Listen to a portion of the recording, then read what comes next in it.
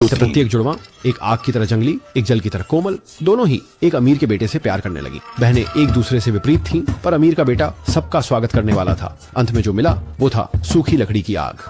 बॉलीवुड की नई पीढ़ी की अभिनेत्री कृति सैनन ने इस फिल्म में एक व्यक्ति में दो विपरीत व्यक्तित्व वाली जुड़वा बहनों का किरदार निभाया है। इंडोनेशियाई सुपरस्टार अजोर्ना का बॉलीवुड फिल्म में आना भी एक बड़ा आकर्षण है। हालांकि उन्होंने एक विक्षिप्त घरेलू हिंसा करने वाले व्यक्ति का किरदार निभाया, जिसे देखकर दोनों बहनें लगभग सोची कि उन्हें कोई खजाना मिला। मैं एक अच्छा पति बनना चाहता था। फिल्म दोस्त 44वीं कड़ी देखने के लिए धन्यवाद। मैं सप्ताहांत में भी डबल ऑफ नहीं कर रहा हूँ। कभी बॉलीवुड देवी काजोल ने एक सख्त पुलिस अधिकारी की भूमिका निभाई थी।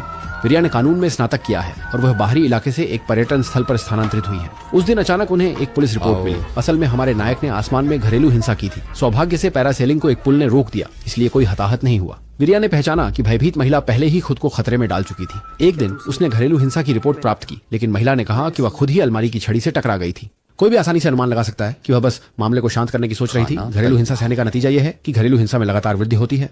अगले दिन चिंताग्रस्त विद्या नायिका के कैफे में आई और फिर आकस्मिक रूप से पता चला कि उसकी एक जुड़वा बहन भी है। जबकि घरेलू हिंसा का शिकार हुई बहन का व्यवहार ठंडा था और उसने विद्या पर हस्तक्षेप करने का आरोप लगाया। अंततः उसे गुस्से में बाहर कर दिया। जुड़वा बहनों की आया पीछे दौड़ी, कहकर कि पिछली रात उसने ही पुलिस को बुलाया था और विद्या से मदद की गुहार लगाई। उसने जुड़वा बहनों की कहानी बताई जब वे 5 साल की थी।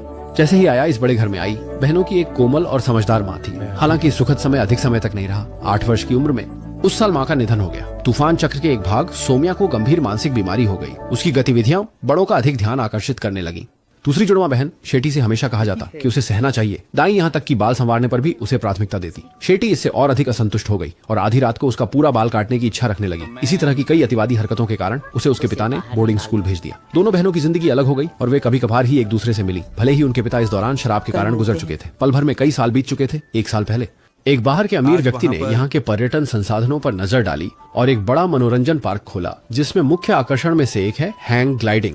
डरपोक सोम्या ने उसके उकसाने पर हिम्मत कर यह अनुभव किया, जिससे उसे अपना बचपन और आसमान में उड़ने के सपने याद आ गए। दिन के अंत में उसने उस अमीर व्यक्ति के प्रति बहुत आभार महसूस किया और एक मजबूत झूला प्रभाव उत्पन्न हुआ। झूला प्रभाव एक मनोवैज्ञानिक घटना है जो दर्शाती है कि तनावपूर्ण या उत्तेजक माहौल में लोग अक्सर परिस्थिति से उत्पन्न शारीरिक प्रतिक्रियाओं को गलती से दूसरे व्यक्ति की आकर्षणता समझ लेते हैं। इस प्रकार से व्यक्ति के प्रति आकर्षण या प्रेम की भावना उत्पन्न होती है। ये प्रभाव विभिन्न प्रकार की उत्तेजक गतिविधियों में व्यापक रूप से पाया जाता है, जैसे कि गोताखोरी, पैराशूट जंपिंग। और एक फिल्म की तरह आसपास के कोच के प्रति ऐसी प्रतिक्रिया होना बहुत आसान है और पुरुष भी ऐसा ही कर सकते हैं। यह धनवान युवक ड्रू सौम्या की तरह मासूम नहीं है। उसने एक मौका देखा और स्वाभाविक रूप से इस अवसर का लाभ उठाकर उसका दिल जीत लिया। दीनू के पिता अपने घर में एक मंत्री थे। उनके सभी काम बहुत अच्छे से चल रहे थे। कह सकते हैं कि सब कुछ सफल था। लेकिन क्यों दिलू अपने घर में आगे नहीं बढ़ा, ये बाद में बताया जाएगा। शुरुआत में सुओमिया ने पाया कि वह एक गुस्सैल आदमी है, लेकिन उसका गुस्सा कोमलता से शांत किया जा सकता था, जिससे वो बहुत